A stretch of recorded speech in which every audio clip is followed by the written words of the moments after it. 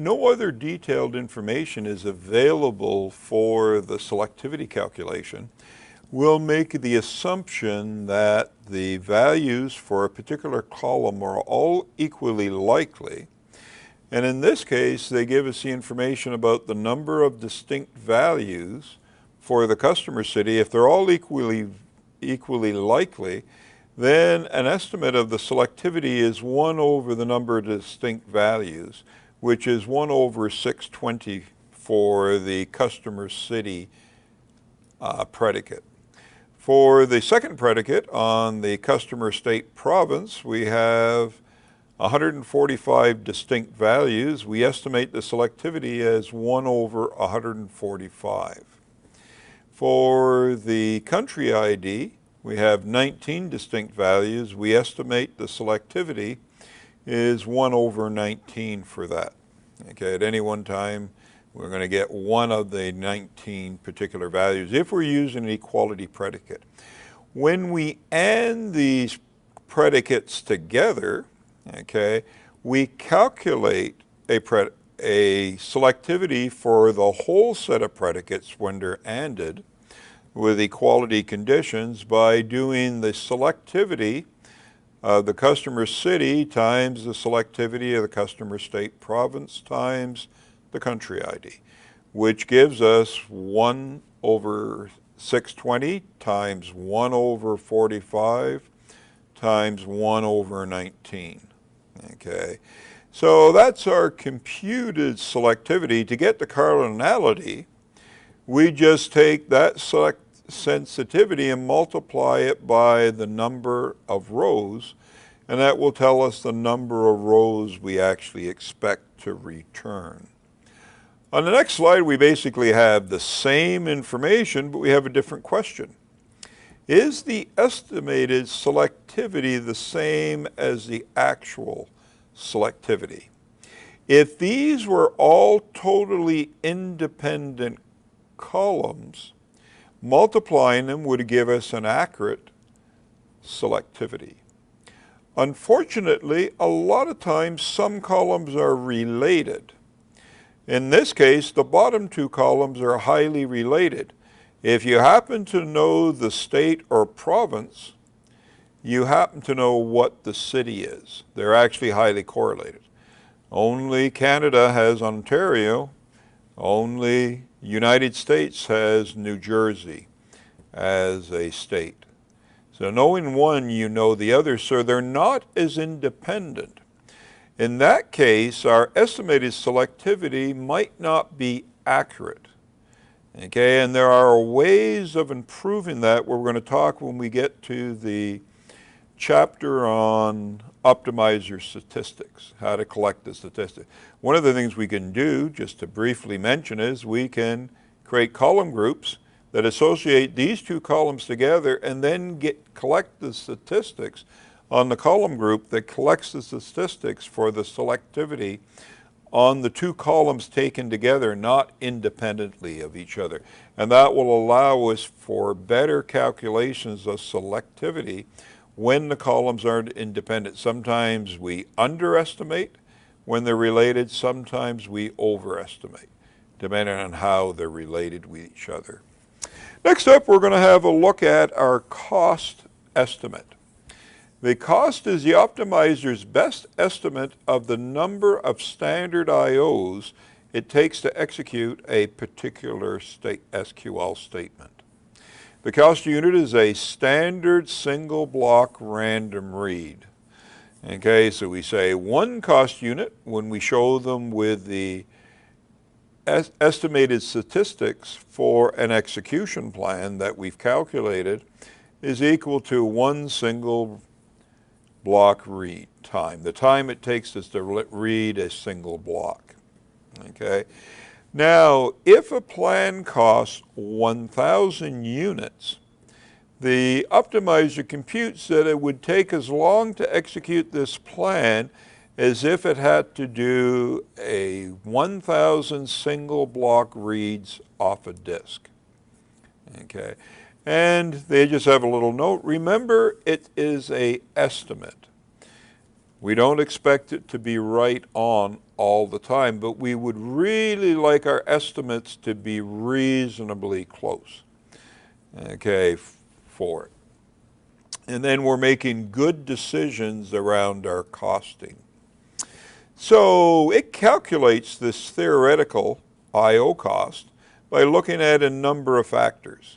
The Query Optimizer uses disk I/O. It's really the single biggest factor. CPU utilization is taken into account. Memory usage is taken into account. Okay. The operations may be scanning a table, doing a full table scan on it, accessing rows from a table, using an index, joining two tables together, or sorting. We equate all of it to the equivalent number of single block reads. So this is their formula for calculating the cost, and it's made up of three independent costs. So the cost equals the single block I/O cost plus the multi-I/O block cost plus the CPU cost, all divided by a single read time. How long does it take us to do a single read? Okay, to get a standard cost unit in terms of single block read time. Now, the single block I/O cost is calculated as the number of single block reads times the single block read time. Okay. If we have collected system statistics, we actually observe the system under a workload, and we actually measure the actual time to do reads. If the system statistics for the database has not been collected, then we have an estimate, and it estimates 12 milliseconds for an I/O. Is that correct for your I/O system? For some, maybe. For other ISO systems, it may not. Yours may do 8 milliseconds. Yours may take 15 or 18 milliseconds. It really depends on the technology and also on the load on the system, on the I/O system, how long reads and writes take. And in particular, in this case, they're looking at single block read time. The multi-block read time is the number of multi-block reads we need to do, and they're used for full table scans or full index scans or fast full index scans. Okay. Instead of reading one block at a time, we read groups of them. So we take the number of them we really have to do for the operation times the time to do a single multi-block read to give us the multi-block I/O cost. CPU cost is a theoretical calculation. It takes the CPU cycles available divided by the CPU speed, okay, to calculate. And all of them are equated to a single block as a calculation. The whole summary of it is the biggest factor is I/O, and the cost should be fairly proportional to the I/O, generally. Also, looking at two execution plans, the lower cost is considered the better plan, assuming our estimates are reasonably accurate and reflect the real data. Next up is having a look at the plan generation. So we have an SQL statement. This time we simplified it down to two joins of two tables, and we're returning a few rows from them as an equal join based on the department ID between the employees table and the departments table. And what is shown next is a very, very small portion of 153 trace that documents all of the decisions the optimizer makes. Now, when looking at this particular execution plan, there are really, it considers join order, join method, and access paths. So in this case, there are basically two join orders it considers. We join two tables, there's only two of them. It can go through the employee's record, pull up a row, and join it to the department table. Logically, in a diagram, if we looked at it as a tree diagram, The employees is on the left-hand side, used as the driving table. The department is on the right. The other possible join order is to reverse them. Put the department table first, okay, go through that and join it with the employees table. And it looks at both join orders. Then to join them with both join orders, there are 3 join methods. It can do a nested loop, sort merge, or nested loop, or a hash join. Okay, so this is looking at join order 1, the first one it considered. It decided to join the department number, which tends to be the smaller table, to the larger table. And it calculates the cost for doing all 3 methods. So consider this join order. So join order 1, and it shows you the order it's looking at the tables. Drive from the department and join it to the employees. Okay, first option is to do a nested loop. It costs out at the cost of 41.13 standard single block reads as its estimated cost.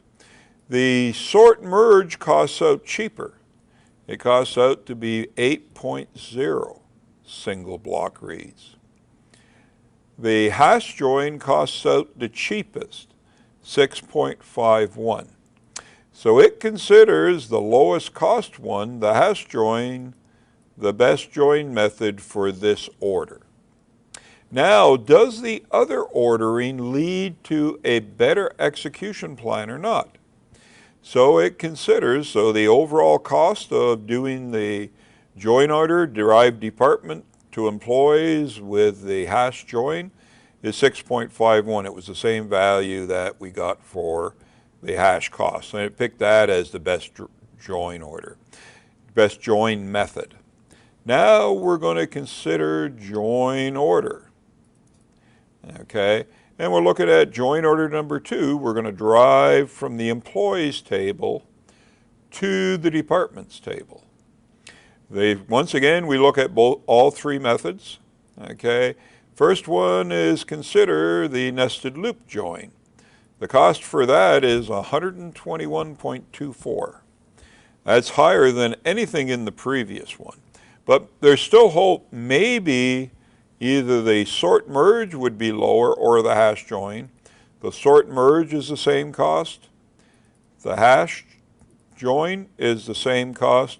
As soon as it can't find a better cost than a previous order it tried, it gives up on this joiner and says the previous one is as good as I found. I'm going to abort the consideration of this one. So it says the final cost for this plan is going to be based on the best join method for the first join order. Okay, it was optimizing in all row modes. We wanted to return all the rows, and the best join order was join order 1, departments driven through employees. And it decided to do a hash join. We do a full table scan on the smaller one, create a hash table, and then we do a full table scan on the larger one and probe the hash table to see if we have a match with the data. So that will give you a summary, and there are a lot more decisions. The more complex the statement becomes, the more decisions it can make and document and reject different paths because of the increased costs. It will pick the lowest cost plan that it can find. So we have another little quiz. Okay, so the quiz says we have some background for this quiz. Suppose that a customer reports a problem query that takes 100 minutes. Takes 10 minutes, not 100 minutes. It got a lot worse than it really was. It was already bad. But assume it takes 10 minutes to execute this. But when we looked at the estimates from the optimizer, what we discover from the estimate from the optimizer, okay, is it is estimating the cost of the execution plan is taking 2,000 units, 2,000 standard IOs. to do the IOs. We look at it with TK-Prof, that's how they got the timing. The user reports it's about 10 minutes. We take a look at TK-Prof. The total time within the database is 10 minutes, so that removes any concern about being middleware or network problems. So the time is in the database. The question becomes, is the optimizer's estimate accurate? So what we need to do is convert a 2,000 single block reads to a time. Each single block read, if we don't have any additional data, is considered to be 12 milliseconds. When we multiply 2,000 single block IOs by 12 milliseconds, we end up with 24 seconds.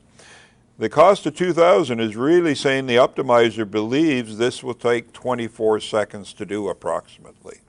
Based on a number of standard IOs I actually need to complete to do this. But the time actually took 10 minutes. 24 seconds is a different order of magnitude than 10 minutes. It's actually 2 orders of magnitude off.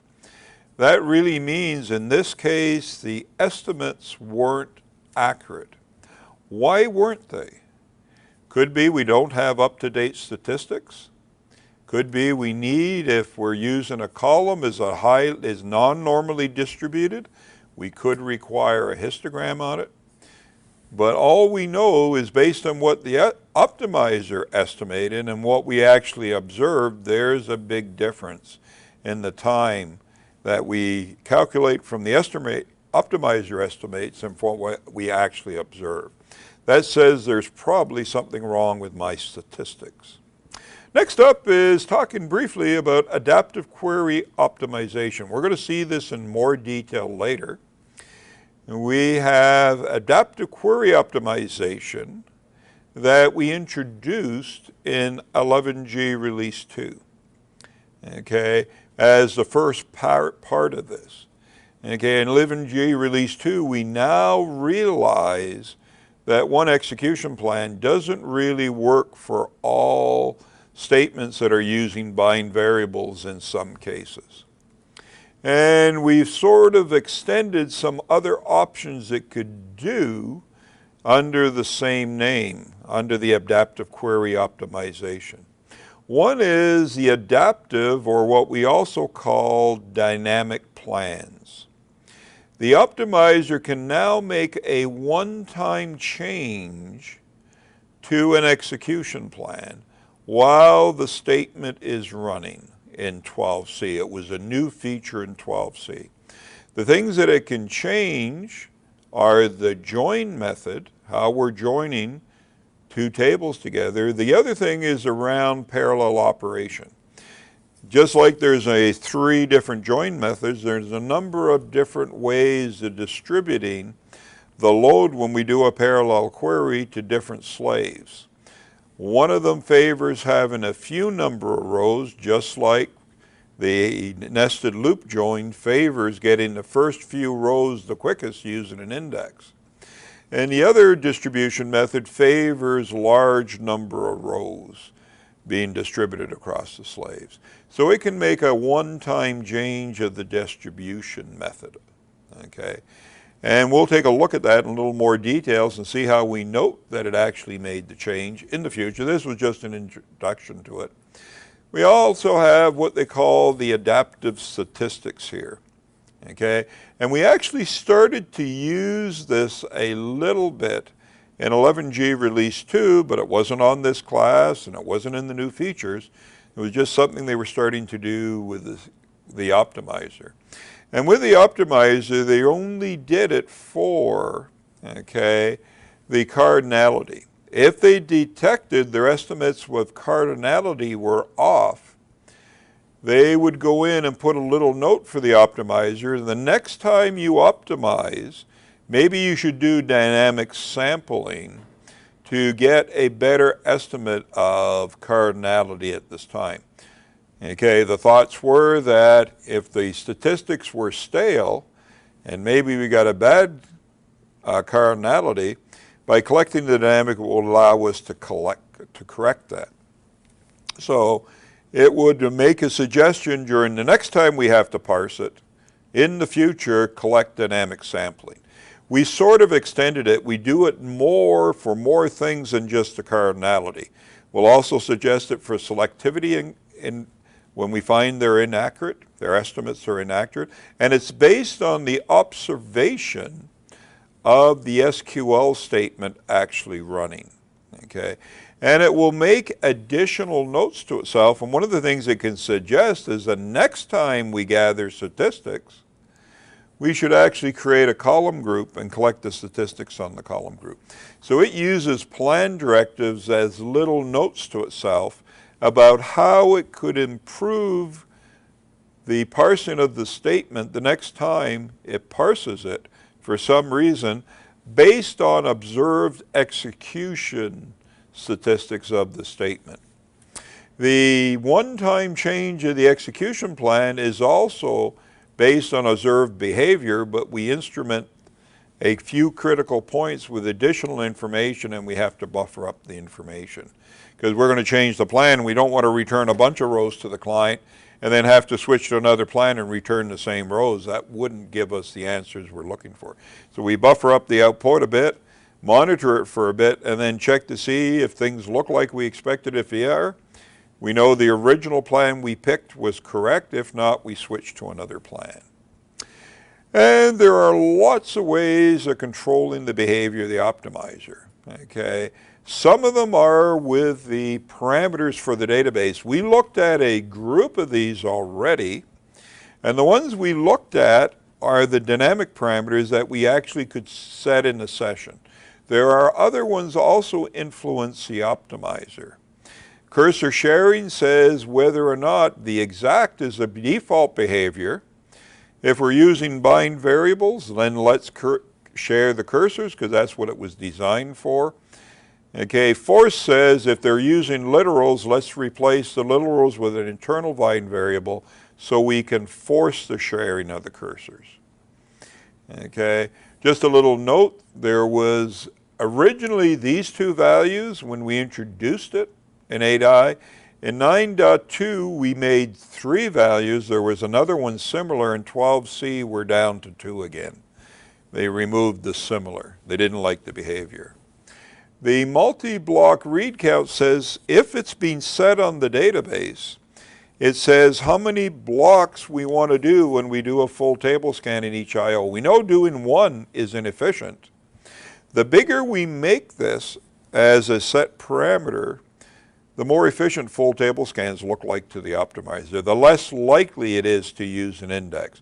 If it's relatively small, it's more likely to start using an index sooner in execution plans. Starting in 11G, we automatically tune it if it's not set in the database. If we've tuned it, we don't use it to change the optimizer behavior. They decided that wasn't fair pool. PGA aggregate influences the optimizer. The more work area we can give processes overall means more we can give to an individual process for its individual SQL. The more in-memory stuff, the more memory it has, the more in-memory stuff. It makes some of the operations look more efficient than others. So the PGA aggregate influences. The ability to do a star transform is intended for data warehousing to allow them to optimize the star schemas when we do joins between the fact table and the other tables. The next up is a group that control the result cache. We're actually going to see that later, so I'm not going to say too much about it now because we're just going to see it later. The first group of these we saw already. These were the ones that are dynamic, that we could set in the session to actually try out to get a different execution plan, okay, to see if there's different execution plan out there. The optimizer capture SQL plan baselines. We're going to look at the plan baselines in more detail. So we have a look at that in there, so we'll go over that. And both of these are to do with the SQL plan baseline. We'll see them later. Dynamic sampling we have a look at in a little more detail when we have a look at the chapter on collecting histograms. And when we're looking at indexes, we'll talk a little more about invisible indexes. And when we're doing the chapter on the statistics, we'll have a look at the pending statistics and the dynamic sampling at that time. Okay, so there are a number of ways we can influence the behavior of the optimizer by changing dynamic parameters and some of the static ones for the database. We're just saying that the optimizer is a fairly sophisticated piece of code, very sophisticated. It takes a lot of factors into consideration. And over the release, one of the things we do, every major release, we tweak the optimizer, and even in some of the patch sets in reality. So this is just a documentation of when we added some interesting features to the optimizer. In the 9i family, we added index fast fold stands, bitmap join access paths for balance trees by doing the conversion. Complex view merging was new in that release. Before that, we didn't do complex view merging. Okay, and remember, you have to hint at it with the merge hint to get it to do it. Peeking into user-defined variables was a 9.2 feature. Okay, and index joins was not new in 9. Then in 10, release 1, and its patch set, we added dynamic sampling, query rewrites enabled. Dynamic sampling was available in 9.2, but it was turned off. Starting in 10G release 1 on a brand new database, it's turned on at a moderate level by default. Okay. Query rewrites were enabled. We could do materialized views earlier than 10G release 1. The new feature, it was enabled by default instead of you having to turn it on. We introduced the ability to skip unusable indexes. Prior to that, if it was unusable, you got an error message if they were used by the execution. The optimizer wanted to use them in an execution plan. Now, and it aired out the statement. Now, we allow the optimizer to pick a different execution plan, but it puts a note that I skipped a better one potentially because the index was unusable. Automatically compute index statistics as part of the create was a 10G release 1 new feature, and automatically compute index statistics as part of cost-based query optimization. Okay, was the standard default behavior. Release 2 wasn't all that busy. They had noted allowed rewrites with multiple materialized view was a new feature back then. And then we got busy again in release 1 and the patch sets for release 1. Adaptive cursor sharing use, and I believe they have these backwards. I don't believe we removed any of these. I believe they were actually, the last two were 12C new features. I think they got it backwards. But just to say the short form, as we go forward, we add new features and functionality. The goal is to improve the performance of SQL statements overall. For a particular one, particularly if the optimizer has bad input, it may make an inappropriate decision. Okay. And we have an interesting little practice where we're going to get you to create a trace file, the 153 trace that documents the optimizer's decision, and let you have a little look at it.